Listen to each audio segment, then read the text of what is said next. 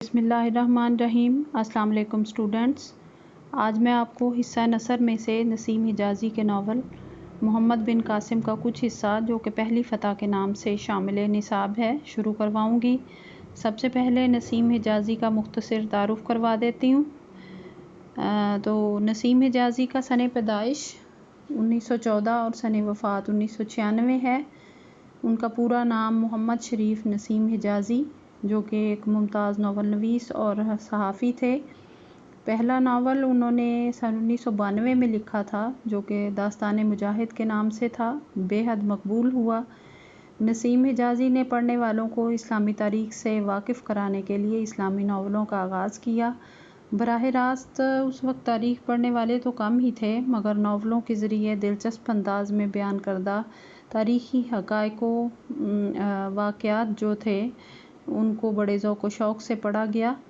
اسی خاص خوبی کی وجہ سے وہ اپنے عہد کے مقبول ترین ناول نگار بن گئے۔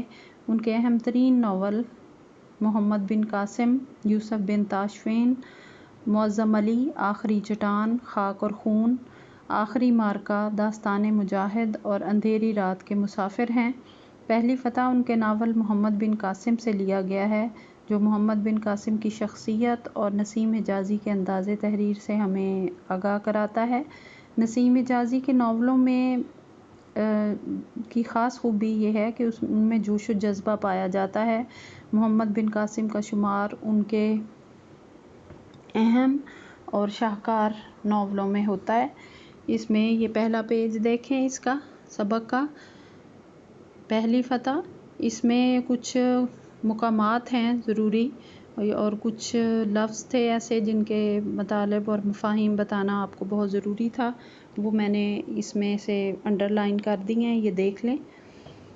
سب سے پہلے یہ جو پہلی لائن میں ہی ہے، دمشق، یہ شام کا دارالحکومت ہے اور خلفائے بنو امیہ کے دور میں بھی یہ دارالحکومت ہی رہا۔ اور محمد بن قاسم یہ اسلام کے نامور سپہ سالار، یہ سبق جو ہے محمد بن قاسم کے ناول سے ہی ماخوذ ہے۔ تو یہ ایک شخصیت کا نام ہے، اسلام کے نامور سپہ سالار اور برصغیر پاک و ہند کے فاتح تھے۔ حجاج بن یوسف کے بھتیجے تھے۔ ایک عرب لڑکی کی فریاد پر جب سندھ کے بحری قزاقوں نے انہیں گرفتار کر لیا تھا تو اس 17 سالہ جو ہے حجاج بن یوسف کے بھتیجے، اس کو حکم ملا تھا سندھ پر حملہ کرنے کا۔ تو 1 رمضان المبارک 93 ہجری سے 10 رمضان المبارک تک لشکر اسلام کا سندھ کے حکمران راجہ داہر سے دیبل کے مقام پر مقابلہ ہوا۔ راجہ داہر کے پاس اس وقت 60,000 سپاہی اور 100 جنگی ہاتھی تھے، جبکہ محمد بن قاسم کے پاس 12,000 عرب سپاہی اور 3,000 سندھی سپاہی تھے۔ راجہ داہر جنگ میں مارا گیا اور دیبل فتح ہو گیا اور اسلامی لشکر فتح کے جھنڈے لہراتا ملتان تک پہنچ گیا۔ اس کے بعد یہ ایک مقام کا ذکر ہے دوسری لائن میں، بصرہ، یہ عراق کا مشہور شہر اور بندرگاہ، اور یہاں پر کہا جاتا ہے کہ تیل صاف کرنے کا بہت بڑا کارخانہ بھی ہے۔ کم سن کا مطلب ہے چھوٹی عمر کے۔ کوفہ بھی مقام ہے، یہ عراق کا مشہور شہر ہے جسے فوجی چھاؤنی کی حیثیت سے حضرت عمر رضی اللہ تعالیٰ عنہ نے آباد کیا تھا، لیکن حضرت علی رضی اللہ تعالیٰ عنہ کے عہد میں یہ شہر 4 سال تک دنیا اسلام کا مرکز بنا رہا۔ اس کے بعد سالار کا لفظ استعمال ہوتا ہے، سالار سپہ سالار کو کہتے ہیں، فوج کا جو کمانڈر ہوتا ہے اسے۔ غیور کا مطلب ہے غیرت مند۔ معمر عورتیں یعنی بوڑھی عورتیں۔ ٹولی کا مطلب ہے گروہ۔ اعانت کا مطلب ہے مدد، اور بیت المال کہتے ہیں سرکاری خزانے کو۔ کار خیر کا مطلب ہے نیک کام۔ اس کے بعد مکران کے مقام کا ذکر ہے، یہ آج کل صوبہ بلوچستان کا ڈویژن ہے مکران، کراچی سے ایک شاہراہ کے ذریعے یہ منسلک ہے۔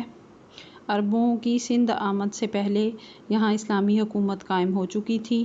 اس کے بعد دیبل کے مقام کا ذکر ہے، دریائے سندھ کے مغربی کنارے پر واقع یہ ایک مشہور بندرگاہ ہے اور تجارتی مرکز جہاں سندھ کے راجہ داہر کی حکومت تھی۔ اس کے بعد سامان رسد کا لفظ استعمال ہوا ہے آخر میں، یعنی فوج کا جو کھانے پینے کا سامان ہے اس کو کہتے ہیں۔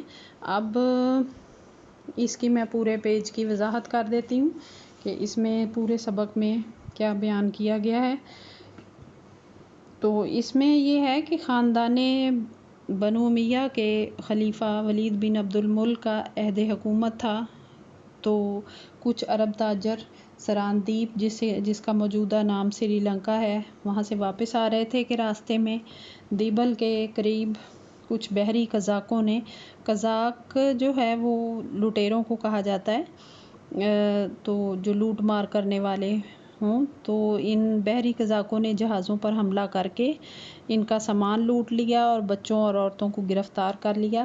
حجاج بن یوسف جو کہ عراق کا گورنر تھا، اس نے قیدیوں میں سے ایک لڑکی جس کا نام ناہید تھا، اس نے حجاج بن یوسف کو اپنی داستان لکھ کر بھیجی۔ حجاج بن یوسف نے علاقے کے حکمران یعنی راجہ داہر کو عرب قیدیوں کی رہائی اور نقصان کی تلافی اور قزاقوں کو قرار واقعی سزا دینے کا مطالبہ کیا، لیکن راجہ نے کوئی توجہ نہیں کی۔ تو اس وجہ سے حجاج بن یوسف نے اپنے 17 سالہ بھتیجے محمد بن قاسم کو، جو کہ 6000 فوج کے ساتھ سندھ کی فتح پر انہیں مامور کیا۔ محمد بن قاسم کا لشکر دارالحکومت دمشق سے بصرہ جانے کے لیے صبح کی نماز کے فوراً بعد روانہ ہو گیا۔ دمشق کے لوگ بازاروں اور مکانوں کی چھتوں پر کھڑے مسلمانوں کے اس عظیم الشان اور بہادر لشکریوں کو دیکھ رہے تھے، جو کہ 17 سالہ نوجوان محمد بن قاسم کی رہنمائی میں ایک ایسے دور دراز ملک پر حملہ کرنے کے لیے جا رہے تھے جس کو انہوں نے اس سے پہلے دیکھا تک نہیں تھا۔ سب سے زیادہ حیرانی کی بات یہ تھی کہ لشکر کی قیادت جس نوجوان کے سپرد تھی اس کی عمر ابھی صرف 17 سال تھی، اور غالباً یہ تاریخ کا پہلا واقعہ تھا کہ کوئی نوجوان اتنی چھوٹی عمر میں ایک ایسے لشکر کی قیادت کر رہا ہو جو دور دراز کے ایک ملک پر حملہ کرنے کے لیے جا رہا ہو۔ کوفہ اور بصرہ کے لوگوں کو اس امر کی اطلاع مل چکی تھی کہ محمد بن قاسم اپنے لشکریوں کے ساتھ بصرہ کے لیے روانہ ہو چکا ہے۔ تو نوجوان عورتیں اپنے شوہروں کو، مائیں اپنے نوجوان بیٹوں کو اور بہنیں اپنے غیرت مند بھائیوں کو اس بات کے لیے تیار کر رہی تھیں، انہیں آمادہ کر رہی تھیں کہ وہ نوجوان محمد بن قاسم کے لشکر کا ساتھ دیں اور ایک بے کس اور مجبور بیٹی کی مدد کر کے ایک غیرت مند قوم ہونے کا ثبوت دیں۔ محمد بن قاسم کی والدہ بھی بصرے میں رہتی تھیں۔ وہ خرابی صحت کے باوجود نوجوان لڑکیوں کے ساتھ مل کر مختلف محلوں اور کوچوں میں جاتی اور لوگوں میں جذبہ جہاد پیدا کرتی۔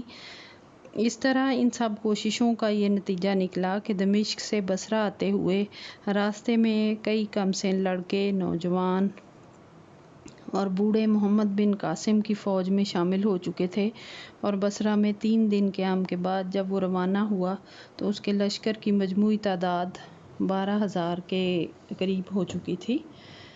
تو یہ اس پیج کی پورے کی وضاحت ہو گئی ہے۔